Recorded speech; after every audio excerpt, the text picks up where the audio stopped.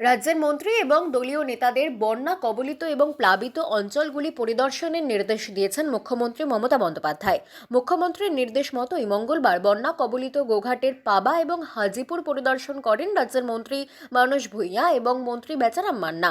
তাদের সাথে ছিলেন আরামবাগের তৃণমূল সাংসদ মিতালি বাগ, হুগলির জেলাশাসক মুক্তা আর্য সহ প্রশাসনিক আধিকারিকগণ। এখানেই শেষ নয়, বর্তমান পরিস্থিতি খতিয়ে দেখে এসডিও অফিসে প্রশাসনিক সভাও করেন মন্ত্রী বেচারাম মান্না। আরামবাগের বিস্তীর্ণ অঞ্চলে বন্যা হওয়ার কারণ হিসেবে মন্ত্রী বেচারাম মান্না কেন্দ্র সরকার কর্তৃক ডিভিসি ব্যারেজ সংস্কার না করাকেই দায়ী করেছেন।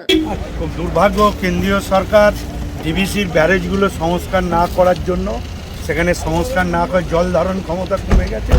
এখন জল ছেড়ে ডিভিসি থেকে ভাসিয়ে দেওয়ার চেষ্টা করে এবং খানাকুল, আরামবাগ, পুরসুরা, গোঘাট পুরো জলের তথ্য।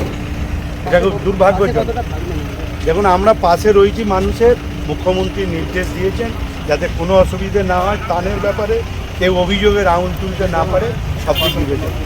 বাংলা খবর, আপনার রাজনীতি, আপনার আওয়াজ।